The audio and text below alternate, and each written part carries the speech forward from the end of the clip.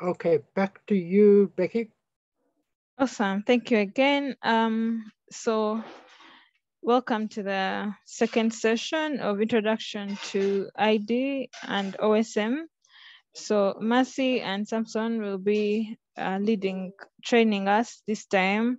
And just so you know, Mercy is a former data quality intern, and he's also a trainer in the training working group. So we are so happy to have you, Mercy. And then Samson, I'm sure most of you now know Samson. Yeah, I will hand it over to Samson, and then later on, Mercy will give us a demo. Thank you so much. Over to you, Samson. Thank you, Becky. Welcome once again. My name is Samson Gumenawe, and I am the data quality coordinator at POT. I work closely with Ralph, Becky, and the others in the data quality working group.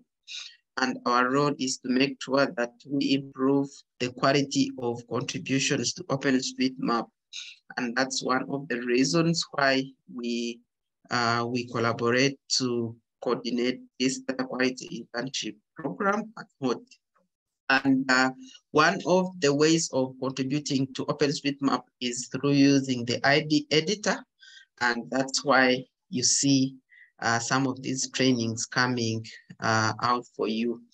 So please pay attention, the most attention that you can. If you have any question, please you ask, and let this be an interactive session. Thank you. Back to you, Becky. Awesome, thank you. Samson, are you able to walk us through introduction to OSM? Yes, sure, I should. So let me just get here and share my screen.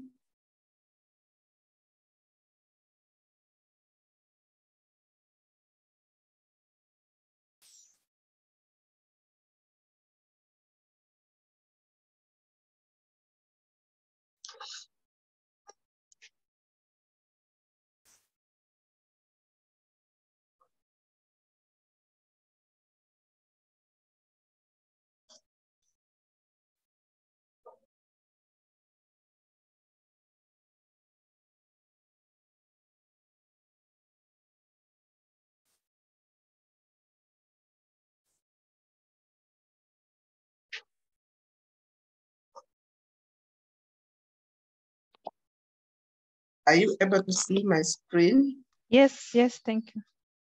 All right. Thanks once again for having chosen to do the internship with us. And I'm going to start with some of these objectives for this session, and there are a number of them that we are going to focus on a few of them. And here we go, that in this session, we want to gain an understanding of what OpenStreetMap is all about. And then we want to discover the various use cases for or applications of OpenStreetMap and its data. And also we shall identify one use case or application of OpenStreetMap and its data in your local area or community. So I suppose like all of you have come across maybe a use case or have used OpenStreetMap data in one way or the other. So we shall be able to tell like what you have used OpenStreetMap data, or what you intend to use OpenStreetMap data, or if you've seen like anyone else using OpenStreetMap data. So what is OpenStreetMap? If I can ask all of you like to give us like a brief introduction of what you think OpenStreetMap is, so that we run this session interactively together. What do you think OpenStreetMap is?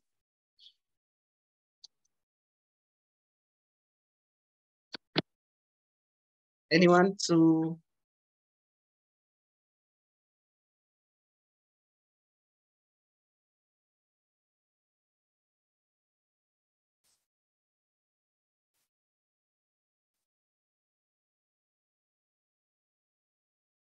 Hello. Hi, I have a general idea.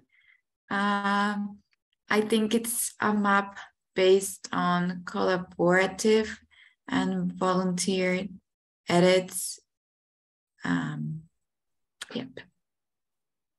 Oh, thanks. Anyone else?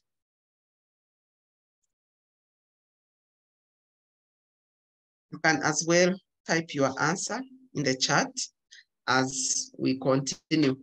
But to begin with, like OpenStreetMap, someone says it's a Wikipedia of maps. So I don't know if someone from this group has had a chance to know what Wikipedia is, but Wikipedia is like open knowledge about something, maybe about community or about certain theme.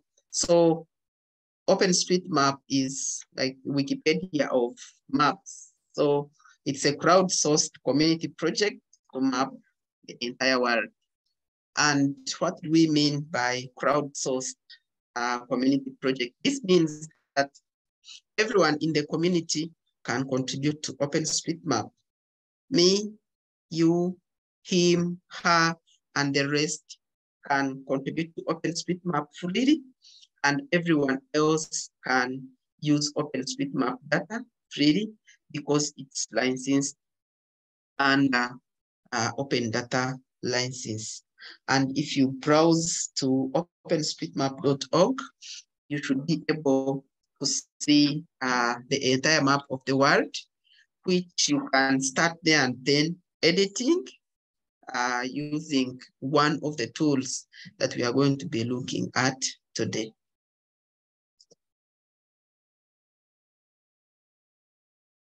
So, as I was talking about the Wikipedia of maps, like everyone can contribute. Me, you, and anyone in the community can contribute to everyone to OpenStreetMap. And here is the slide that talks about who can contribute to OpenStreetMap. Whether you are a student at the university or even to a secondary school, like here in Uganda, we have tried to take OpenStreetMap to secondary schools. Whether you are an employee of a corporate organization like the UN, like HOT, and any other organization like the Red Cross, whether you are a parish volunteer, this is someone who is based at a certain level of community, you can contribute to OpenStreetMap. And even if you are a bike commuter, someone who rides his bike, you can have some of these tools and contribute to OpenStreetMap. For example, you can attach a GPS to your bike. Then as you ride along your routes, you are tracking the bike routes, and eventually you upload that information to OpenStreetMap, and someone else should be able to see that information and use it to also do their biking.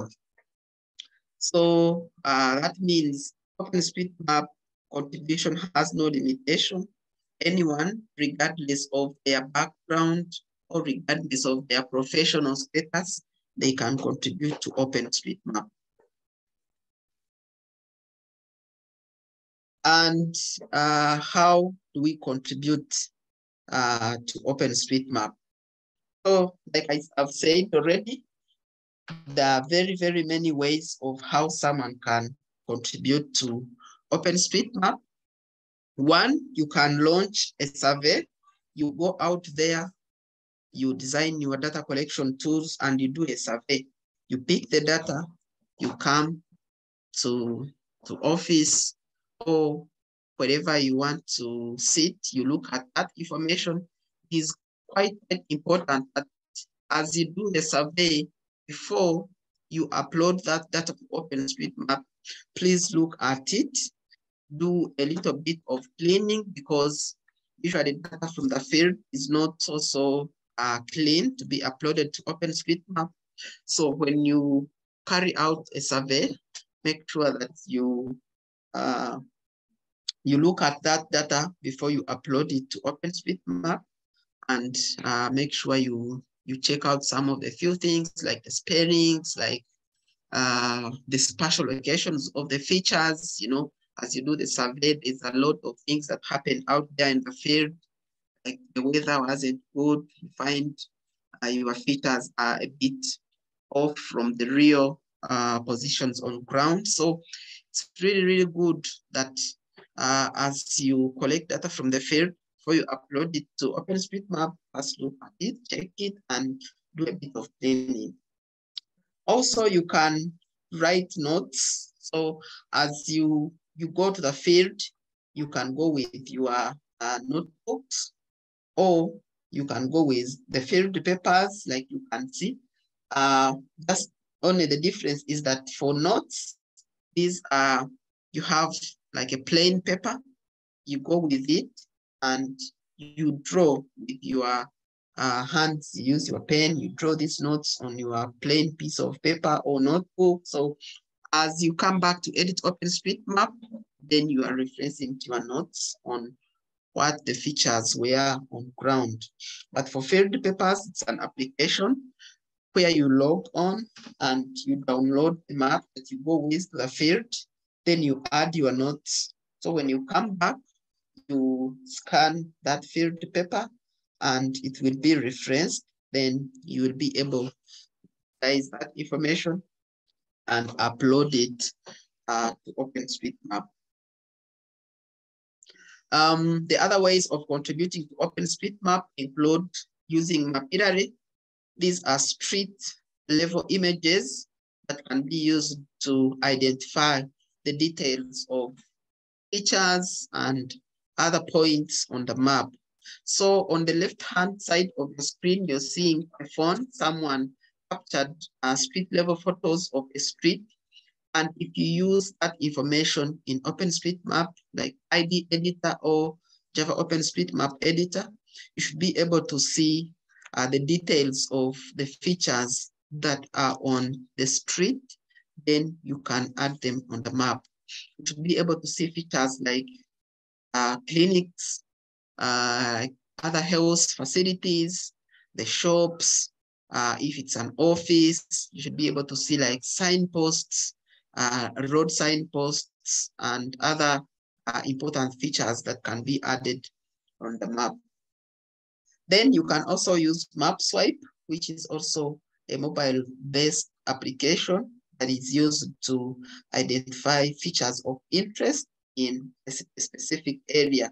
So that mobile application that you see in the middle of your screen, the Map Swipe, which any one of us can download on their mobile phones and try it out. So if the project is looking at buildings here, then you can keep swiping and selecting the tiles that you feel like you have identified buildings, then someone else will be able to map those buildings on the map.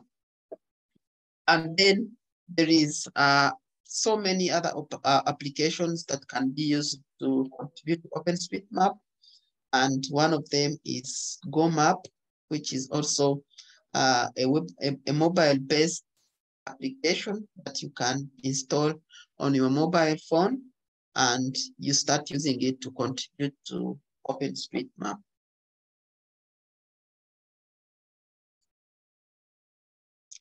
So these are some of the images or the moments that are captured in the field where community members could be, you can see women participating on projects that they are using their phones to collect data that is later uploaded to OpenStreetMap. And on the other side, you still can see other gentlemen using their phones in the field out there to collect data that is later cleaned up and uploaded to OpenStreetMap.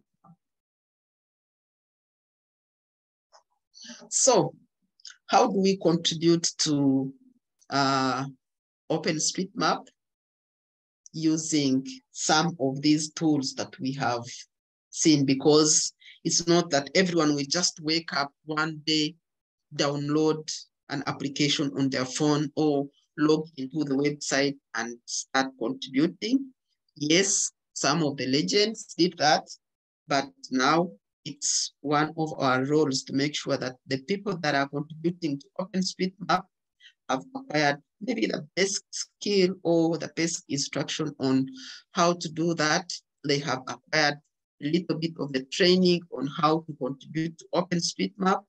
And that's why you see some of these programs happen, like the internship programs, the training webinars, and all these others. So the main intention of why we do that is to let you people know how to contribute to OpenStreetMap using some of these tools that have been developed for us to use during the contribution to OpenStreetMap.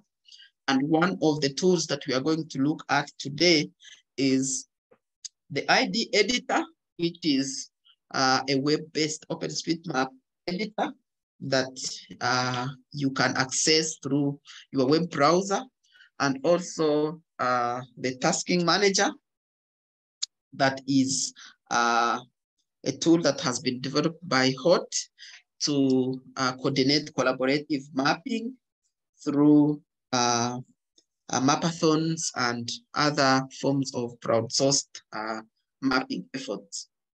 So I am going to, let me just go to the next slide, and we just look at these photos here.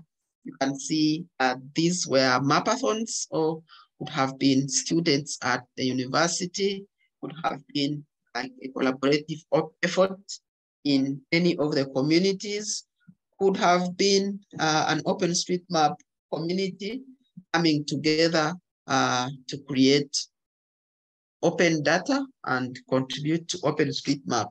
So as you can see, some of these tools have been developed to enable us collaboratively contribute to OpenStreetMap. So you can imagine, for example, if we didn't have the tasking manager, you can see a lot of people collaborating on more or less the same area. So we would see lots of overlaps coming into OpenStreetMap. But because we have some of these tools that have been developed for us, that's why you and me and anyone else is able to contribute collaboratively to the OpenStreetMap project. And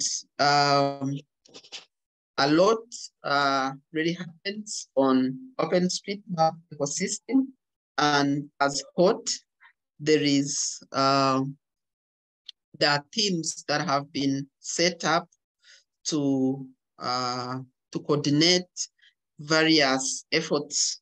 For example, if it's an effort entitled to the community, if it's an effort on training, if it's an effort on the data quality.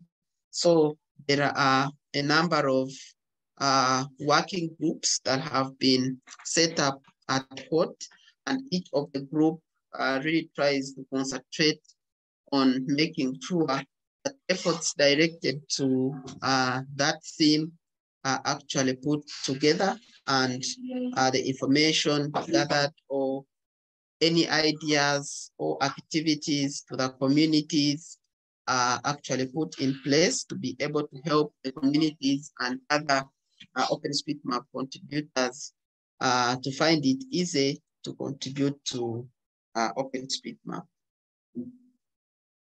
So these are some of the use cases of OpenStreetMap data, and one of them is Philippine HIV facilities and support map. So the map that you're seeing on the left-hand side of your screen is showing where to access HIV facilities in Philippines. And the map is entirely using OpenStreetMap data. And that means that someone used OpenStreetMap data to generate this map. And as you can see, this is a U map, and I'm sure we are going to look at this as we move forward during the internship. We shall see how to create some of these maps. Then the map on the right-hand side is a COVID-19 response map in Liberia, where teams in Liberia used OpenStreetMap to map out health facilities where people could be referred to during COVID-19 pandemic. And there are lots of more use cases for OpenStreetMap. Some of them are not here, but other use cases include using OpenStreetMap to fight gender-based violence, where someone just uses OpenStreetMap data on their mobile phone to report issues to do with gender-based violence. In Uganda here, we have an organization that is trying to do that. What they do is they train the ladies, like the females, the women, and other ladies to use mobile phones to respond, to report GBV cases without being noticed. For example, if your husband has beaten you and you don't want him actually to know that you have reported him, so what you do, or you just go on your mobile phone, you press a button and it sends the coordinates of where you are, generates for you a route to the nearest police, and in a few minutes or in a few hours, you'd be seeing police coming to respond to a GBV case. And also, if there has been something harmful done that needs like medical assistance, then you should be able to see like evacuations going on, ambulances coming in there. So those are some of the use cases that are being put to OpenStreetMap. And the other use cases here include using OpenStreetMap for safe transport. And also you can see the OpenStreetMap information being used for transportation and other communication networks. Yeah, Becky, I think I can see we don't have like enough time, so I'm just going to give back the mic to you, Becky, in case you want to call upon someone else to do the demo for us on using ID editor. Thank you. Awesome. Thank you so much, Samson, for that very detailed session we've had. Mercy, are you able to share your screen to go to the next session? Thank you. Yeah, sure.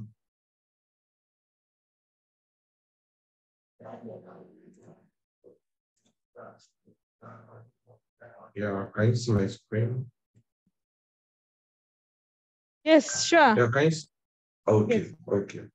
Yeah, thanks so much to Samson for showing us how to use how to contribute to OSM using ID editor and other tools. So I'm going to be explaining and showing a demo on how to map with ID editor. So learning objective is to understand and of the knowledge of ID validations and to use advanced ID features and spot common ID errors, maybe plug or anything. So that's what we'll be focusing on. So introduction to ID. ID is user-friendly. It's a user-friendly tool that allows you to direct make change in OpenStreetMap from an internet browser. So like if you're using an internet browser like Chrome, Opera, you can actually contribute with those internet browser. So ID is a good option for making simple edits when constant internet access is available. Like if you have access to internet, you can actually make contributions using ID editor and using your internet browsers. So it does not require any software. You don't need to download, install, crack your system or anything. So it's just for you to just go to your internet browser, input your OSM username and login. So I'm just going to be showing demo, and I'll be explaining too. So let me just show you the parts of that. So this one, can you see my screen showing the sample part? So this is the interface of the OpenStreetMap. So anytime you are there, you can actually go to your edit and click here to edit with ID. So I'm going to explain that during my sections. So but ID is for beginners. Anyone that is just starting mapping, they will always advise to use ID so that you can be flexible on how to map very well. So as a validator, to give constructive feedback to new mappers, it is essential. Sorry, I think I missed something. Okay. So it is essential to know about tools that are used for beginners. So like beginners are always making use of ID.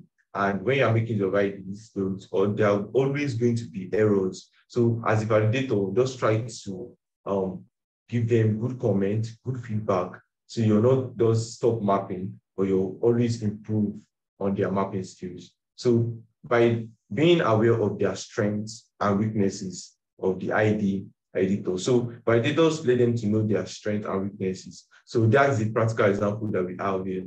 So it's just like advising someone to like being in the mapping zone and mapping within that pink boundary. So there are some beginners that, okay, anything they see, that's what your map. They will not consider if they're inside the pink boundary or not. So as a validator, you have to advise them to stay within the pink boundary, which I'm going to show you. So it's just the ID to get better at errors issues. You are likely to form across as a validator. So when you can also, from your mapping skills, you can become a validator and always try and give comments to tell them their strengths and their weaknesses, what to focus on and not what to focus on. So starting with OSM, OpenStreetMap.org, we are going to be doing this a little demo. That's mean you are just going to go to OpenStreetMap.org using your internet browser, any browser you're using, to make some edits. So that's what I'm going to be showing. I'll be showing a demo, and I'll also be explaining. So here now, you just have to, when you are on your surface, your ID surface, like the internal the interface. So you just click on your edit with ID, which I'm going to be showing you in my browser here. So now in this part now, this is the interface of the OpenStreetMap. So I'm going to come to my edit here and click on edit with ID.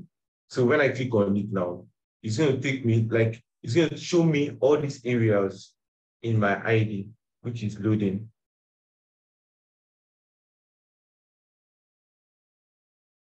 Sorry, I think my internet is a little bit slow. So this is now. So all the areas that I'm showing is going to take me directly to my edit with ID. So everything here is what I'm going to map. So everything in my own interface, I'm going to map and contribute to it.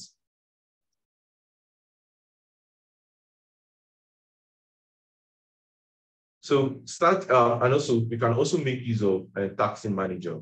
So taxing manager helps you to maintain a particular spot, like a particular boundary. So if you are using a taxing manager, you are going to maintain a particular boundary and map within that boundary instead of you going through the OpenStreetMap.org to give you the whole boundary.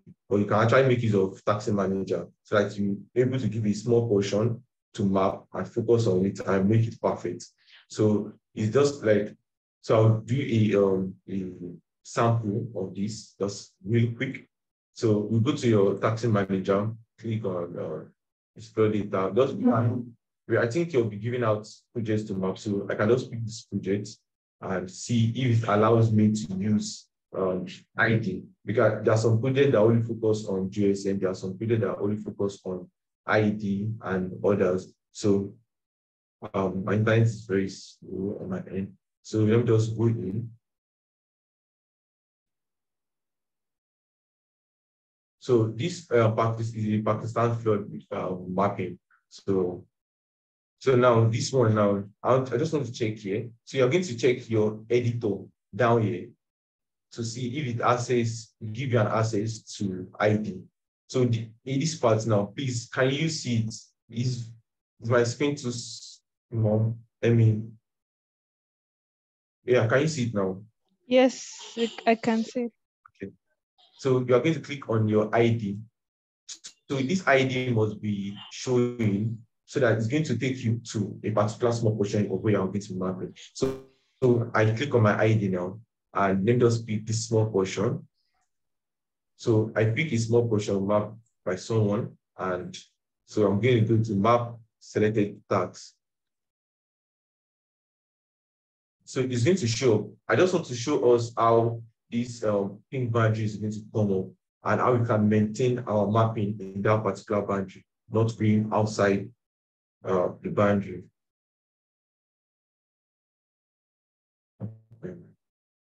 Okay, edit now. So now, this is just a practical example of what I explained earlier. So everything you're going to map in ID editor, you just have to do it within the big boundary. So everything you are doing, you just have to maintain the big boundary. You don't do outside the big boundary. Because if you are doing outside it, you're mapping someone else's tax. So that's just it. So you just have to maintain everything that you're going to map within this boundary. You just have to do it perfectly and take your time. So that's it.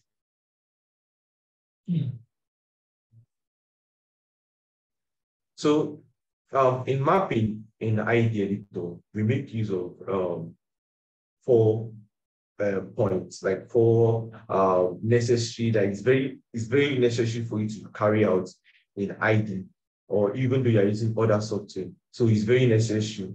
So the first one is when you're mapping a spell building, the first one is find. So I'm going to ask that question at the end of class, before the end of class. So find, trace, tag, and scrape. So these 4 points help you very well when you are mapping. So when you get to location, you try and zoom in, try and find a location where there are imagery, where there are objects, features to map, like where we have building, where we have roads. So you have to zoom into that particular place very well to see what you want to map out. So that's when you find it. So trace now, the trace help us to pick the features you want to map out. So if you are going to map in building, so you're going to make use of area. So in ID, you pick area. So when you pick this area now, you are now going to trace out the building you are seeing in that imagery.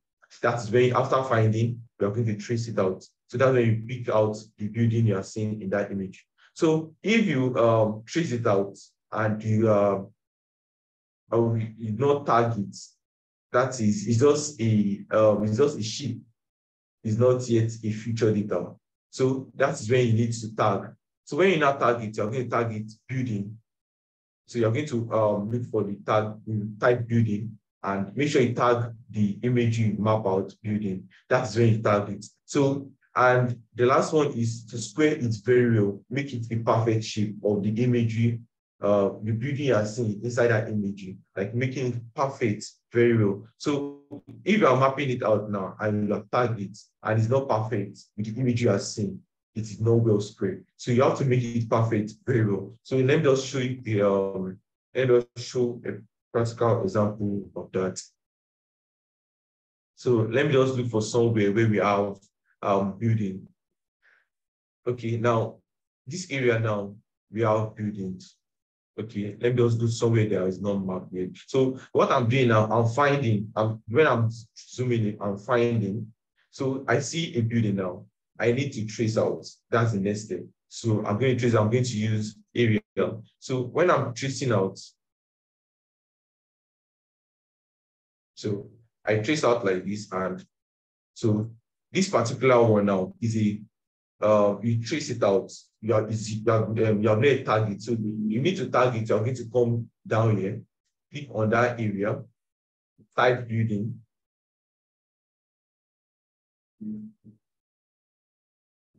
So you're going to pick this like, okay, this is a building. So now it has been tagged. The next step is to square it very well. So you're going to click on it, press option, and come down to square. So the shortcut key for square is Q, or your keyboard key is Q. So when you click on it, it makes it perfect.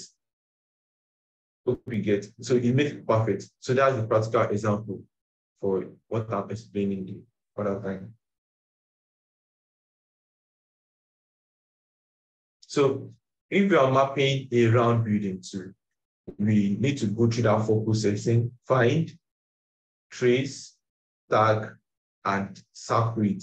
That means that if the building is circle, so every circular building are added to spots, as it is easy to confuse them from trees. Look out for the definition for the words, the half moon shadow. So if you are seeing a shadow beside a building, there are some trees that have shadow, but you're going to see it's going to be greenish in color. But there are some that is going to give you this black shade. Like we have in Nigeria here, we have some places in the northern part that is, we have some circular building. So this circular building, we have to identify it through the shadow. So if you see that in this community, we have a circular building, try and check, do we have that same shape in that area? So if you can find it within that your boundary, we know that, okay, this is a circular building with the shadow showing by the side. So raise points in center and surround the parts and fence it. So if you are not in that area, you are just trying to map what is where without getting there. So you have to look at your imagery very well and carefully to know if it's a building or a tree. So that is it. You have to go to that area, map it out. So let me check if you are going to find a circular building in my area. So in this area now, I'm going to check if you can just find the circular building very quick. And if you could not, no problem. So just carry on with the class. Okay, I could not find one so we have more square building here. So, but let me just use a small place to just do an example, like just a practical example, which I'm going to. So let's just assume this is circular, this is an area. So I'll just click on my area. Just assume that this is a building here, a circular building. So now this building now, this one now, I want to make it a circular one. So you just have to click on right click. So it's going to show you options. So on your keyboard is the shortcut key is 0. So when you click on it, it's going to form a perfect shape of that building if it is a circle. But now I'm just showing a practical example. So I have to delete this.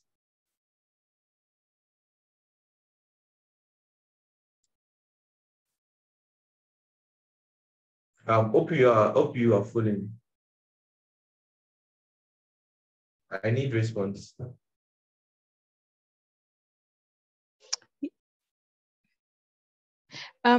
In case you have any questions, please type them in the chat.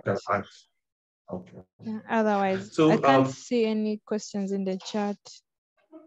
Okay. So for the recap now, for building, we need to find, trace, tag, square, or circle. So these 4 points help you while using your ID editor in mapping buildings. So now we want to map road. So we are going to apply the same things to road. So we have to look for the area, you have to find, you have to zoom into that city or village to find it. So you are going to trace and tag. So if you are tracing a line, and after tracing, if not tag it, it's still a line, not a road. When you not tag it, that's when it's a road. So you have to carefully understand the pattern of that area. There are some area that is a path road. like it's only for leg. And there are some areas that is for both leg and motorcycle. So you have to understand that. So when you are mapping a road, you have to tag it by saying it is a road, it is a primary road, secondary road. By giving that tag means a lot. So let me just show a practical example for that. Let me just look for some behavior. Okay. So let me just see.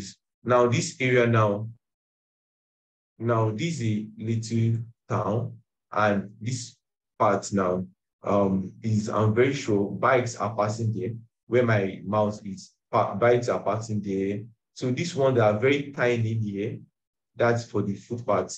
This one leads to their homes. So this one is like a footpath. So if you're mapping something like this now, you can just pick up your line and map out areas, like carefully zoom in. So you map it out, zoom out. So let me just stop here. So this one now, I map a line. So we need to tag it. So I'm going to give it a road. So we are going to come here. Is it a major road? So you can just easily type road. So you're going to see different classification of the tags here. So if you know which is which, you just pick it. For me, I'm going to say it is an unknown road. I don't know which kind of road is it until you are on the field to clarify that. So I'm just going to pick it like, let's see, the primary road. So there has a practical example of it. So you're tagging it. So let me just delete this because that's not correct. So that's just, I'm just showing a practical example of that. So after mapping, you need to save. So when you are saving, you need to check out. So I'm going to show you a practical example of that too. So when every 10 work of yours, try and click on save button to save. So every time you are mapping a particular area within a boundary, try and make sure you save and put comments. So if you are mapping a location, you are giving a task to map. So you can also add hashtag alt data internship 2022. So that helps too. So when you're putting a change set to that, so you can now put, if your change set, your boundary is completed, so you can now pick it that yes, no, and all. So let me also quickly show that using my task manager now. So assuming you have mapped this area now, I'm going to save. So anything, okay, let me use this one to save. So I map a building area and I click on my save button. So you can now put any comment you want to put there. Like example, I'm just using this comment as an example. So every comment that is here, you're going to check it out and click on your upload. So that's when you upload it. So if you're on your taxi manager, you come here to press no. For me now, this task is I do not map anything there. So I'm going to say no to it. So and when you fully map it out, you can actually say yes. So I'm going to say no and submit the task so that other people that see the task can actually come there and continue contributing to it. So that is how to say in ID. So key ID features imagery.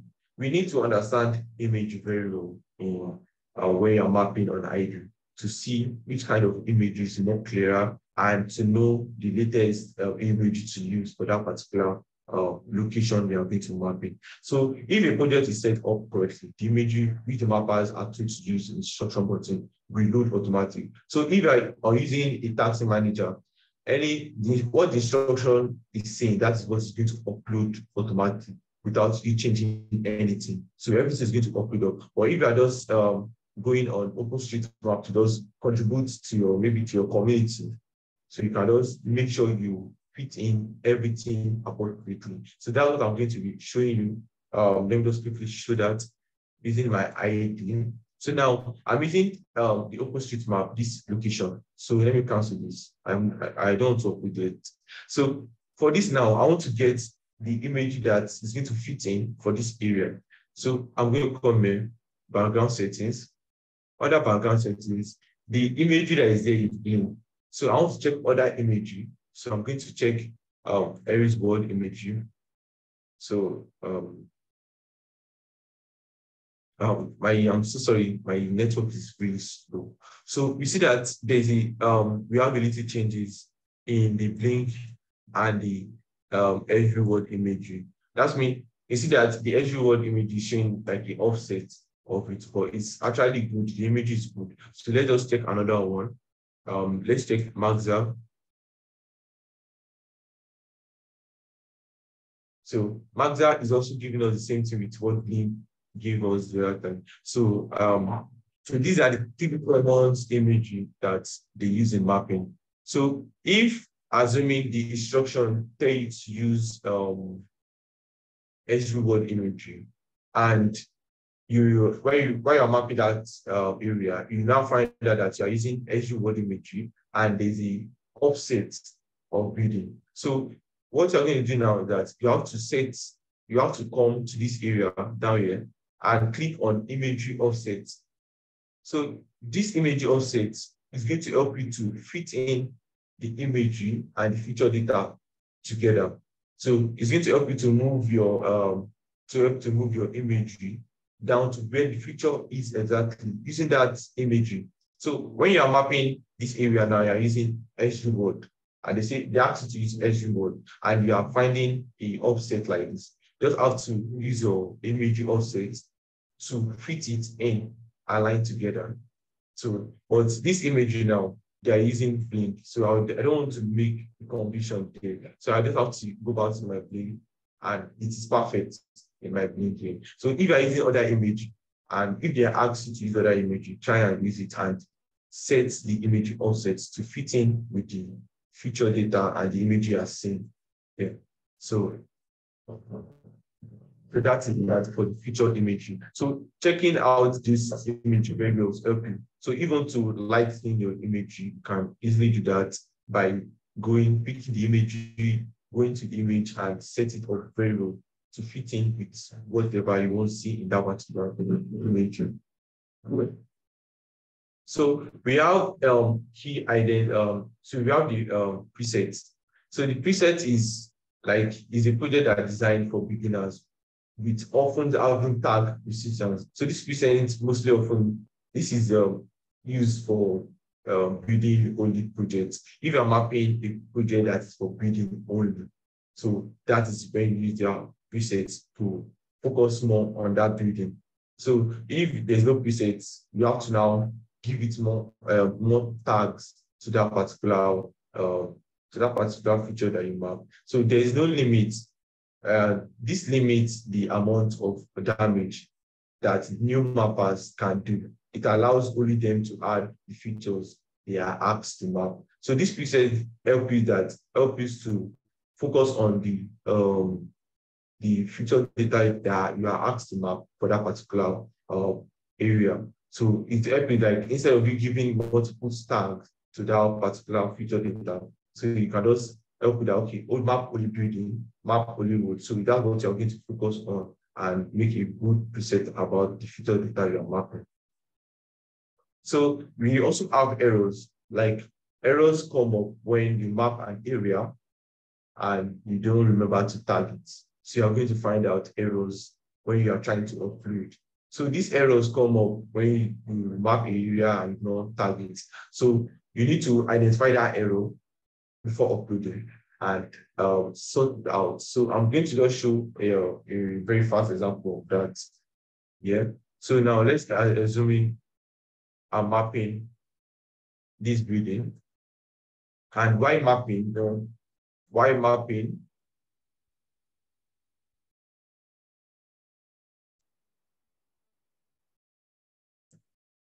mapping this building? I make it very perfect.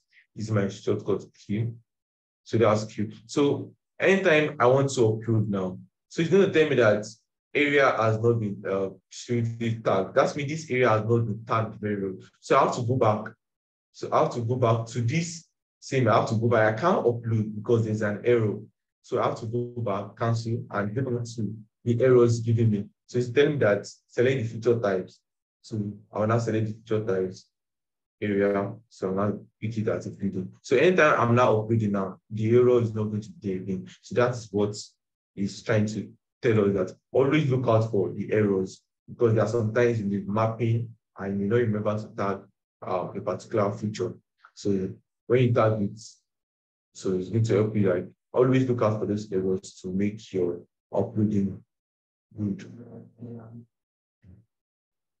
So ID pitfall of an unsquare area. There are sometimes that you are going to be mapping. Always consider to square the corners of those buildings very well. Like this, there's a sample that is showing us here that. So if you are mapping a building through that imagery, try and pick out those corners of those buildings very well. So it's going to help you to let them know that, okay, there's a building and this is the actual size of this building, this is the space of this building. So in that particular imagery, try and take your time to pick out the edges. So for the GeoSM lovers, there's actually tools that help you to map. So when you just pick your points and then drag, but in ID, you have to pick every corner of the building and to make it better. So a block in ID also means that any building with extreme angles will not be properly square properly. So if you're mapping and you have a square building and it's not level to each other, so it's not going to be mapped very well. It's not going to be square very well. So until you perfect it to meet with the standard of that corner of that building, so and all to make it perfect. So we have duplicate of buildings. So in order to save processing power of the ID editor, often does not upload maps objects. So you can't just upload map objects on a map object. So if like maybe there are sometimes you're mapping and it is not zooming off, you just assume there's no building there and you map it. So it's not saying that this space you have two buildings on each other. So you have to check out for that errors. You get so now you have to check out for those errors and make sure that they are not overlaying or in line together. No buildings on buildings, that's a typical building. So you have to avoid that. So anytime you're mapping on ID, try and zoom in to see other features, if there's features there or not. So connected node. So if you're mapping and you're using ID very well, so there's some frustrating trends just now to existing mapping objects. So there are some parts that you can only move it. So this moving is just like just to make it perfect. So when each two nodes are together and you're trying to move one away from the other, it's going to be dragging the other, just like because they are together. So you just have to make sure that you have to zoom into that particular location and connect them together, like make them very perfect, like so that you know have a connected node over each other. So when you are adjusting, the other will not be going with it at all. So when you are making your moves and adjusting, the connected nodes will not be going together. To try and separate them. That's when you need to zoom in to that particular location, like you need to zoom to when you're mapping it. So when ID mappers can map within close to each other, they are often cause of connected nodes. Yeah. So that is what is showing us in the little video here. So this can also cause building connected to roads and land use. When you're mapping a vegetation area and you have buildings in the edge of it, or you're mapping a road, a service road connected like we're closer to a building. So you're always having nodes together. So you just try to zoom in and make it perfect when you're mapping it. So I'm tagging the corners too. So these are points that you need to know very well. So in ID, it is quite easy to safely select just one corner or a shape while tracing it. So when you have a particular place and when you want to stop it, you don't click and it's showing points of your corners of your buildings. So you can mistakenly tag them as buildings, which is going to show each basic building. So that's why when you are tagging, you have to click very low, not to make it a single the corners of it being tagged as building. So let me just show a quick sample of that. Okay. Okay. Okay. So let's assume you are mapping this area. TV. So you're mapping this area now, and So now me picking this place now, that's the corner. So I'm not tagging this one as building mistakenly. So it's going to tell you that it's not possible because of it's not a we are not tagging the actual one you are need to tag. So you have to be very careful of you being tagging a corner of every building. So you have to pick it the main one, not the corner. So that's what it's trying to tell us. So you cannot easily delete it. So I map it correctly. So when searching for tags, building tag will not show up. So when you pick a particular corner of your tag, so the building tag will not show. So you may be wondering that why it's not showing up. So you have to check back again to pick the shape correctly before you can see the building tag. So okay. I think there's going to be work plan for how to map and spend 8 hours on your mapping using ID. So there'll be more of, okay, you can actually check out these projects. So this project is going to be shared in your groups to map out. So when you are uploading, so please select from any of these projects and try and map several of them so that you can map various features like buildings, land use, highway, waterways. And when you're uploading, try and tag Alt DQR 2022 before uploading. So we can find more resources on our YouTube channel. Yeah. So thank you. Awesome. Thank you so much, Mercy. Just to add on what you said, we are going to have a work plan, which Mercy has already talked about. So the first project is actually complete. You are supposed to be working on the next project. Please split if you think the project is big for you, and don't forget to add the hashtag that Mercy mentioned. And then in case you have any challenges, please use the channel, the Slack channel that we're using for any questions. So Mercy, there were a number of questions in the chat and I kept answering some of them. I don't know if are there any other questions?